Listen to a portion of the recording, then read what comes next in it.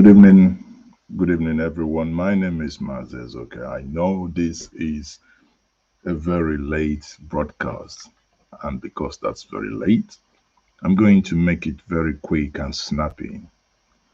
Mazes, okay, coming to you live on Njenje Media TV. It's been a very heck of busy week and months, and the last couple of weeks, and then the last couple of months. Many of you been wondering why I do no longer have my weekly programs on Fridays. That is my Friday hangout and the street parliament on Saturday.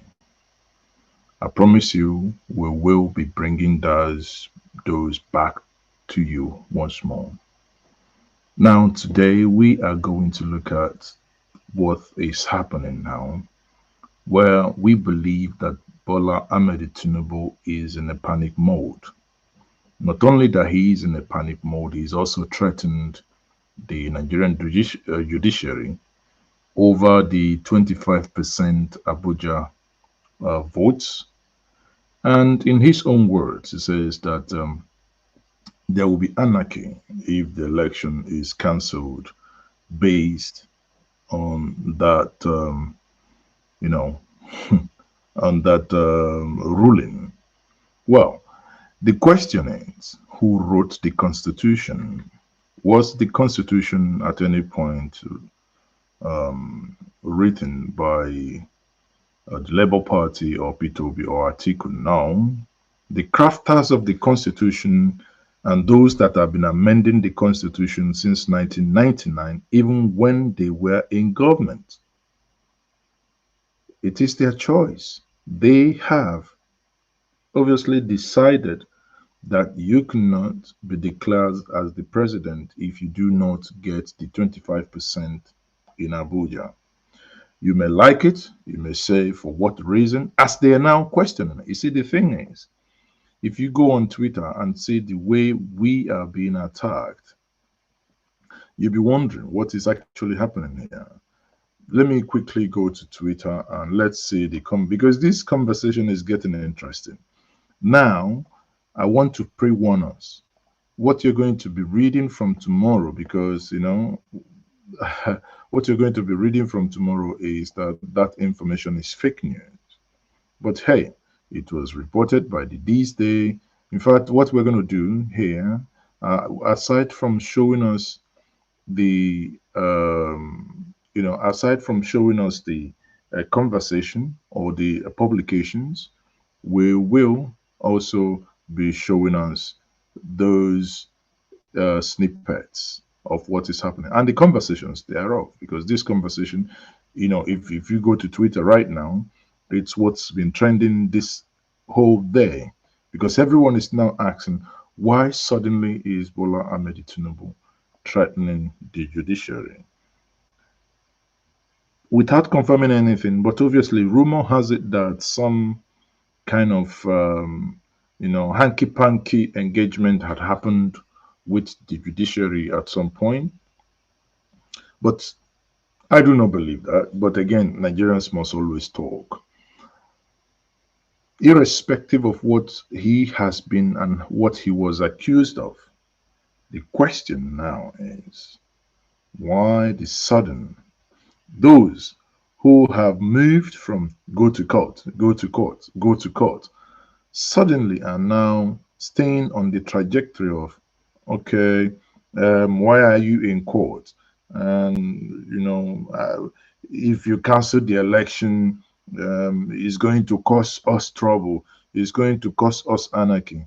Nah, it's not going to cost anything, because we are a peaceful people. If we wanted anarchy, I tell you this, if we wanted anarchy, the day the election was announced, we knew it wasn't right. We would have hit the street and caused anarchy. But hey, that didn't happen. What does that tell you? Let me bring in this publication here for many of us to see and understand what is now at play. People, this here you have Let me quickly rein that in here. Here, let me read. President Bola Ahmed Tinubu warned members of the Presidential Election Tribunal that removing him as president could lead to breakdown. Let me lead, lead to breakdown of law and order in Nigeria. And I say, how? How is that going to lead to breakdown of law and order? If you didn't win, you didn't win.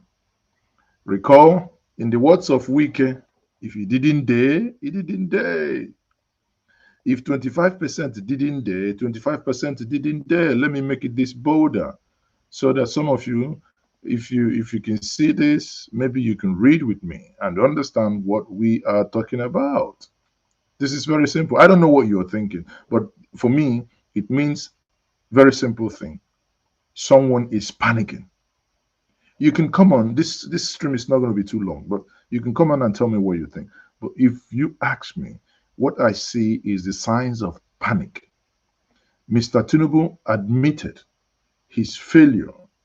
Of course, who? You see, what there is a difference here. No attack on any state. But when you talk about the concentration of the elite, those who know, and the reason why their pockets are dry, the reason why the dollar is heading down south, the reason why things are not working, the most educated, the concentration of the elite who actually understand and feel this pain are in Lagos and Abuja. Therefore, that reflects in the manner and pattern they vote. With all the riggings they did in Lagos, yet they were beating black and blue and bala blue, blue, blah, blah. If they did not rig the way they rigged, APC in the last election from data available could in no way get up to 15% of Lagos State. Because why? Lagos was fed up with what was happening. So when you hear people talk about, oh, Igbo go, Igbo this, Igbo does not constitute the largest population in Lagos, and Igbo couldn't have voted in that manner in Lagos. What happened in Lagos was a simple thing that the Lagosians, the people of Lagos, the real Lagosians, they at some point said, enough is enough. And in saying enough is enough, they voted in the manner and the pattern they voted. Right? So that we don't get these things twisted and we don't get it, we don't get this thing wrong. Now, quoting the People's Gazette, because if this day has it, obviously I think we've even published it, but the reason why I don't want to use Njenje media on this is that people don't go say, we know you don't like the man, you don't call him president, that's why you publish. No, we look at those who also engage in deep investigative journalism here, and we use other third parties, not us. Any other interpretation, you see, the funny thing here is, it says any other interpretation different from this will lead to absurdity, chaos, anarchy, and alteration of the very intent of the legislature. Mr. Tinubu's lawyer, led by Wole Olanipokun, said in their final defense statement to court. Obviously, we have seen their written statement. But now, when you go into that written statement and begin to analyze it, you will see the panic nature. And for many of you who may not know, I can tell you that from the legal minds I have spoken to in the last 24 hours, said that they were disappointed and in the manner the APC responded to their written statement. Now, wait and watch out how the Labour Party team will destroy every single point raised. The legal minds tell me that when they read this, that they were actually shocked. And they said that they used a lot of gibberish in order to try to confuse the judges. Because they've done this, the LP legal team will now come to straighten it You know, Levi Uzuku, you talk of Anaba, you talk of the one who returned Adeleke. Many of them very sound, intelligent individuals. So this is the battle of the Titan. But the question is, why all of a sudden those that have been Bulgarian, suddenly are developing cold feet? Because they've seen it. They have no case to defend.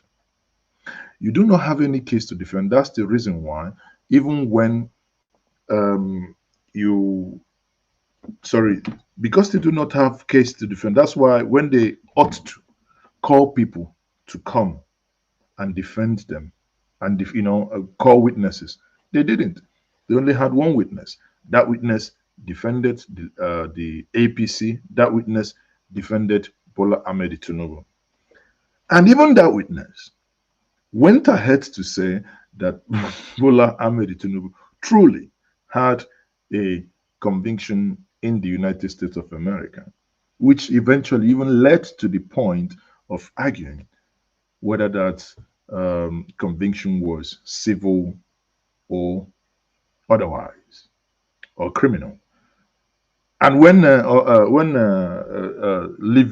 Dr. Levi Uzuku SAN started questioning, and eventually the guy began to stutter. And at the end of the day, it became evidently clear that the forfeiture in question has everything, has the what's it called? Patrick Obiabon will say the Odophisaurus saga, cum gargantuan saga.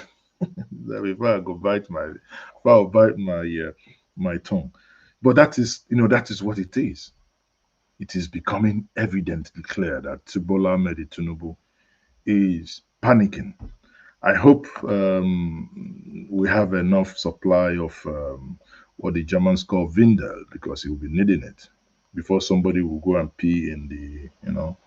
So there will be enough needed now. So guys, I do not know what you think. Do you actually think that, in my view, and that's why I said Tinubu in panic mode. Tinubu is really panicking. It is threatening the judiciary, because if you go on reading this, because what the newspaper has done is basically to take these things and review them, take them one by one. Now let's go through that once more. It says the lawyers were specifically addressing a section of the Nigerian Constitution. Let me quickly highlight this.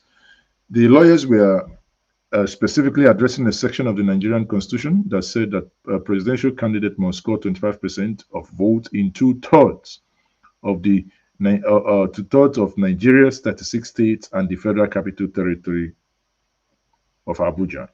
Public commentary has been rife about the intention of the clause, and Mr. Tinubu won the highest number of votes in a three-way presidential race in February, but failed to score 25% in Abuja. 25% is the one that is holding them at the brocos. But obviously, there are other issues aside the 25%. In Mr. Tinubu's argument and his team, they said that the court has already, the court have always been careful about giving extreme interpretation of the Constitution that could spark chaos. And I'm telling you, there is no chaos here. Nothing is sparking anything. If there was any chaos that ought to have gone, it was on the day that he was illegally declared. Many of us, myself included, accredited, Njenje Media was accredited to reporting live from the ICC in Abuja. Myself present there. In the evening, we were told to come back 9 p.m. 9 p.m. Waking up in my hotel room by 4:45 to go have a wee, because I slept off. Arise TV was on.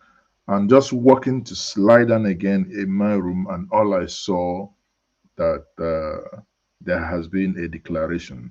The first thing that came to my mind, did I not hear the instructions we were given as press before I left that place? Why declare someone in the wee hour if you have asked the press to go home and come back by 9 o'clock in the morning?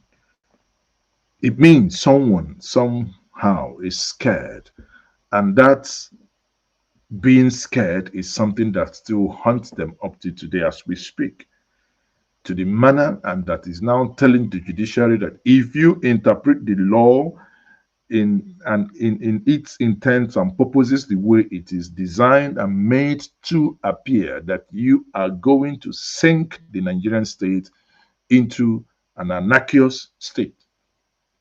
The question is, who is going to cause the anarchy? Recall that every time which we have, and I myself personally have gone across and asked them, that every time you go to the presidential election tribunal in Abuja, and on your way coming out, you will see what the Asari Dokubos boys from the Niger Delta. When you come close, these guys are smelling. In the morning, they're already smelling whiskey, very, very high on alcohol, and they sit there in the full glare of police, and they are smoking their Indian ham and whatever they do. These are the things I have seen. Who are those that are going to cause the anarchy? Oh, maybe those that asked certain people to leave Lagos are going to be the ones causing the anarchy. Or maybe those that have been protesting in an election they presumably won. Maybe they will be the ones, um, you know, protesting. I do not know. But who is going to cause the anarchy? Because there is no reason and there is no room for anarchy here. This election was not won clean, clear. And because that has not been the case, there is an adage that says in Igbo, when you steal something from a child and you raise your hand up, at some point your hands must and will be heavy, that you may pass and you must have to bring your hands down. Mazezoke here on this platform is asking, is it that the hands of those who have illegally taking what does not belong to them is now heavy, and they are looking for a way to basically, do what they do best. Now, because this is not going to take so much time. If you wish to join in this and let's have a conversation, a couple of minutes before I call it today, you are free in the comment section. There is a link to join the studio, then I can bring you in here. So now let me quickly round up this segment by saying, if you look at this presentation or this write-up very well, you see our courts have already adopted the purposeful approach to the interpretation of our constitution, as exemplified in a host of decisions. The team, obviously in their argument, postured. They also said that Mr. Tinubu will still have won the election if he didn't score anything in Abuja and one other state, although this was not the argument of petition, Atiku Abubakar of the People's Democratic Party and Peter Obi of Labour Party, even if there was no election in one state, including the FCT, or even if the election of the state, including the FCT, is or are void, the entire election cannot be voided or cancelled. But again, sometimes when legal minds begin to argue from a point of turning law upside down, that means, as they say in Igbo,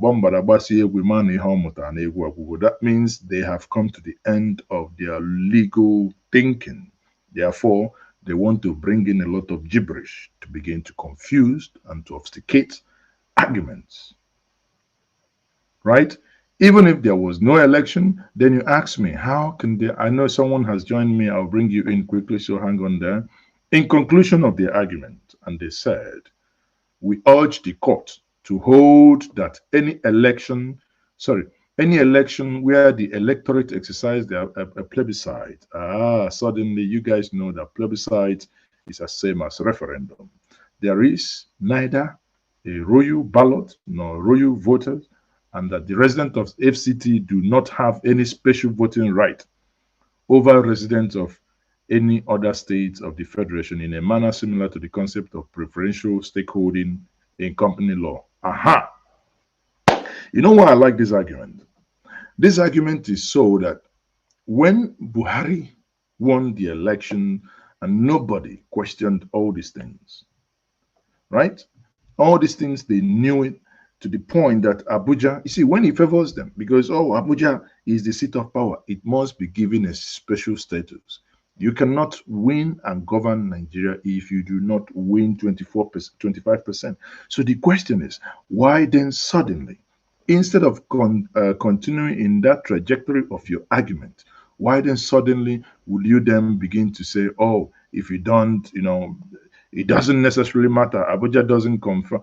So why haven't you, the APC, all the while you've been in the opposition, during the time of Obasanjo in 1999, 2003, and during the time of Yaradua in 2007, and during the time of Goodluck Jonathan in 2011 and 2015, up to 2015, why did you not make this argument? Because you thought it's something that was going to favor you. Now, it didn't. And you're now telling the Nigerian public, oh, it does not matter. It does matter a lot, a hell lot. It does matter a hell lot. Let me quickly bring in someone here in the studio. Wisdom, if you may turn your camera on. If you do not have your camera on, sadly, I will not be bringing you up to speak. If you can turn your camera up and sit upright, and that will be appreciated. Then you can come on, and if you have anything to contribute here. So, do you agree with me, people, that Tinubu is panicking and he's now threatening us that there's going to be anarchy? You see, that part is what ilks me and what gets me angry, right? For someone to say there's going to be anarchy, as if, oh, anarchy by who? We know by who. We know. If listen, guys, let me give us this analysis here. Actually, let me take this off and let me give us this analysis. Imagine this: the former central governor, that is Godwin Emefiele. Emefiele was removed as CBN governor. We all know his sins. The sin, and the greatest sin of Emefiele was because Godwin Emefiele engaged in Naira redesign, which led to so much hardship and obstructed the thieving politicians, the thieving elite, of using cash to buy voters. They bought voters, but they didn't have, the bullion van cash in their armory. They were so angry. Now, you would think that after holding Emefiele close to 1 month, that now they will come out and say this is what Emefiele did. You would think that's what's going to happen. Yesterday, Emefiele was charged for having a gun, and ammunitions, gun, one. Yet we have someone who is a deaf close of the person in Asorok now, threatening people with AK-47 in live videos. Tell me, who gave the license for AK-47? Yet, Emefiele, we know it's a hatchet job, that the only reason why he was actually taken apart is, taken away, is as usual. The trick that Buhari did when the guy from DSS took, when Osibanjo fired the head of DSS when Buhari was sick, and Buhari came back from London. Instead of promoting the guy from, I can't recall his name, the guy from Bayelsa State, but because he's a Southerner, what they did was basically to use these, what's it called, not assets declaration, this minor court, to basically say this guy shouldn't be, and he was forced to retire. You recall again the former CJN, how he was removed. So it has become a pattern under Buhari, and this pattern continued under this man that is going to definitely go out at some point. because he's a placeholder. And story has it as well that he's not been sleeping in the Asorok. He's not been sleeping in the Asorok. There was something, I made a tweet earlier today, and let me see if I can quickly share that tweet with us. If my tweets, because things are beginning to make sense now to so many of us who are discerning enough to understand what is happening. You know that before now, okay, let me share my my screen here so that some of you can see what I mean. Before now, many of us didn't know the meaning of that thing in the cap of Tinubu. Many of you didn't know, but I will explain to you this night what that means. I made a tweet about it. A couple of I don't know if it's up to an hour now. Now let me share my screen. Okay. See. So this is my Twitter page. For those of you not following me, you can head on to Twitter and follow me at Mazezoke, at MAAZIEZEOKE. So if you go there and you will see the following. Recall, before now, you see the following, right? 8,000, because this sign is beginning to make sense. This sign is number 8.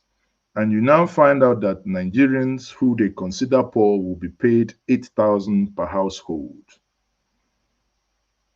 The signs were there, but none of us, many people didn't pay attention until recently.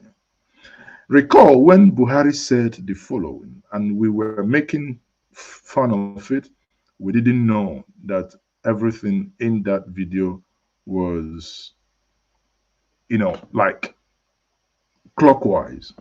Did you remember this when during a campaign, Buhari said the following? ABC, Nigeria, from top to bottom, top to bottom, top to bottom. So when Buhari was telling us Nigeria was going to go from top to bottom, dollar was selling at 183, 184. As we speak now, dollar is selling for 804 and pounds is selling for 1,010 naira. Today, Sunday, 16th of July, 2023. Imagine, dollar 184 to 800 and.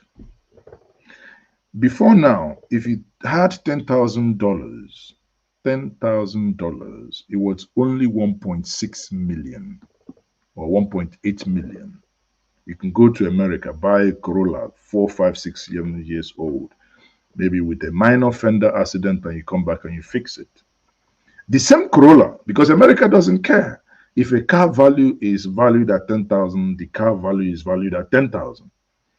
The same you now want to go to America, you go to America to buy that car, you must have 8 million plus.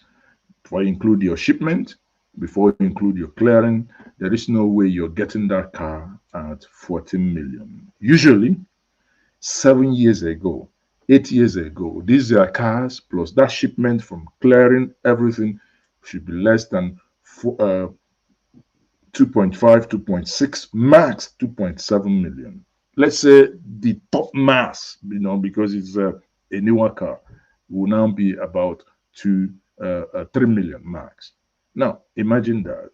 That alone, you're losing over 10 million because we have bunch of nitwits got into power just for power's sake. And see how they've run the whole place aground. When they were telling us from top to bottom, did you know what? ABC, Nigeria, from top to bottom, top to bottom. They told you top to bottom. Did you know what it meant? Now you're seeing number 8 on those cap, the supporters. Those supporters never knew that what it meant was we are going to give you 8,000 naira each, which is by the exchange of today already less than $10. Already, as of Friday, it was $10. Today, it's less than $10. By Monday, it might be $9, or even before next week, it might be $8. Who knows? So the question is, why the panic? Why the panic? Guys, let's think. This thing and these people, let no one, my message here for all of us this evening is, let no one bully you to think, oh, if the real thing, if the right thing is done, there's going to be anarchy. There is no anarchy. Who is going to go on anarchy? Actually, there should be celebration. Because if you say you've won the election and all you've been doing all the while that you apparently won an election was to go places. Recall, myself and Dr. Moore, we led a protest at the Unity Fountain in Abuja until we were about to be stabbed. The person was arrested and he confessed who sent him, handed over to DSS. Sadly, up to today, DSS, that case got nowhere. But if not for the bodyguards that we had, I probably may not be speaking to you today because that was a military sharp knife that the individual came, you know, closing in on myself and Dr. Moore. We may not be alive today. To the point that the APC had to mobilize funds and take over the Unity Fountain in Abuja. And for us not to get into that clash and create the anarchous situation that they want, we begged and beckoned on the people to pipe low and move away for peace to reign. Not that if we had wanted, that we cannot withstand the nonsense that they were about or they were doing. But we left. Now they took over the place, bought DJs, paid people from Kubwa everywhere. Every day people went in there, protesting. You drive through when you come out from Hilton, or sometimes if you're in Hilton, you can be here. You hear the sound of the music, and you ask yourself, how can a people that have won an election, quote unquote, won an election, in parentheses, how can they be protesting? How can a people who have won an election will go to the court and be protesting? When you ask them, they say, we are here to protest our mandate. When you win something, you drink, you marry, not protest. Imagine this. Had the election be done the right way it ought to be done, would anyone be in the street protesting for winning?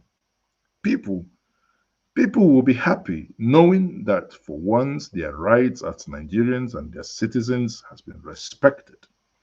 But sadly so, that has not been the case.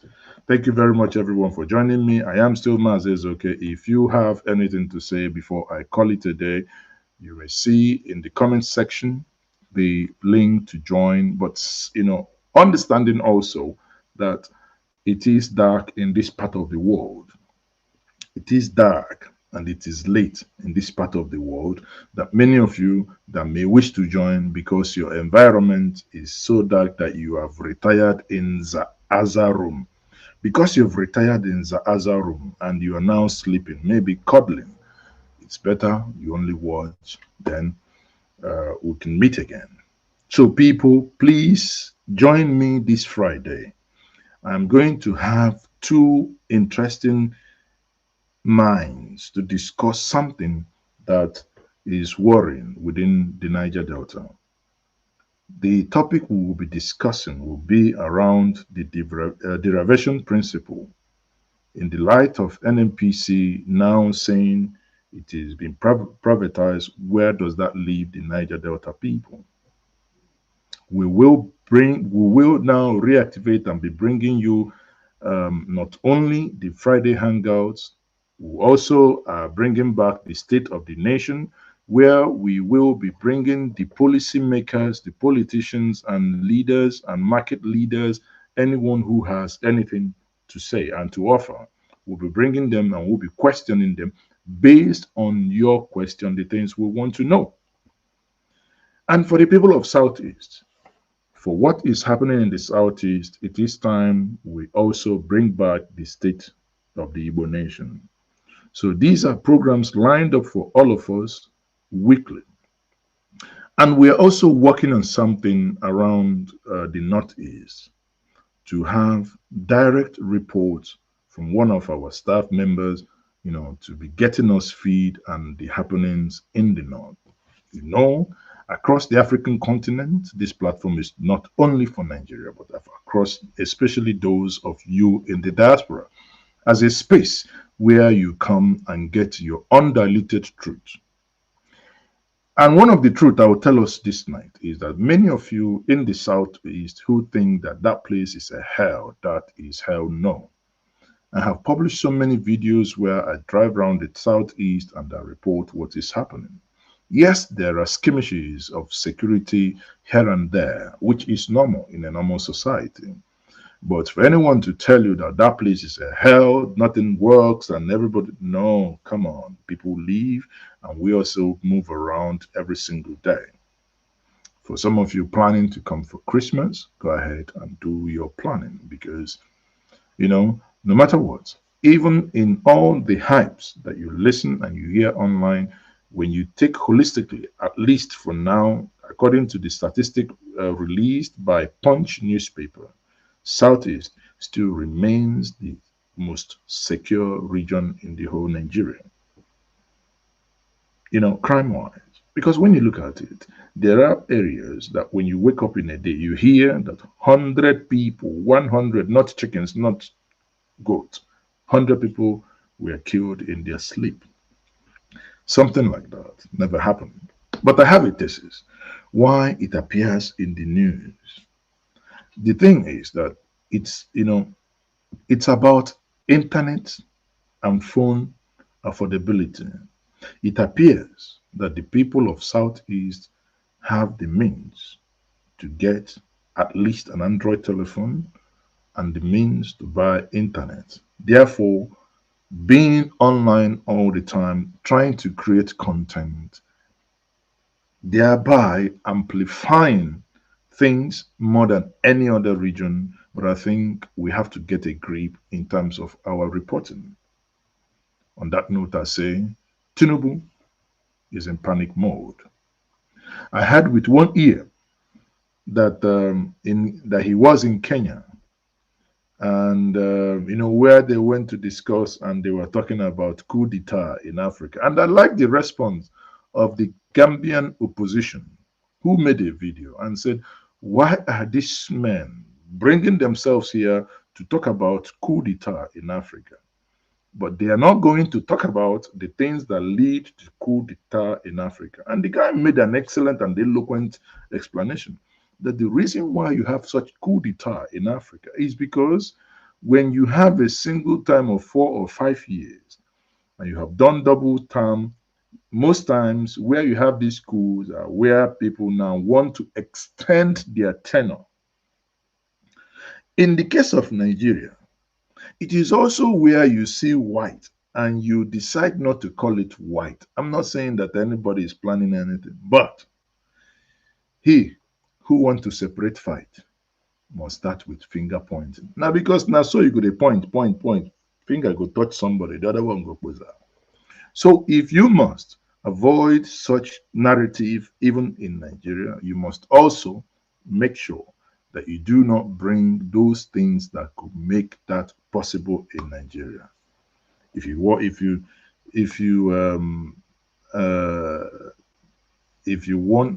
me, permit me quickly. If you haven't subscribed to this platform, please do me a favor. Just share this video, click on the like button, join me. We may actually, in fact, I'm thinking of doing a daily program, 7 o'clock with you, at least for an hour, at least so that we come every evening and we know that this is what we're going to be discussing. I'm working on it.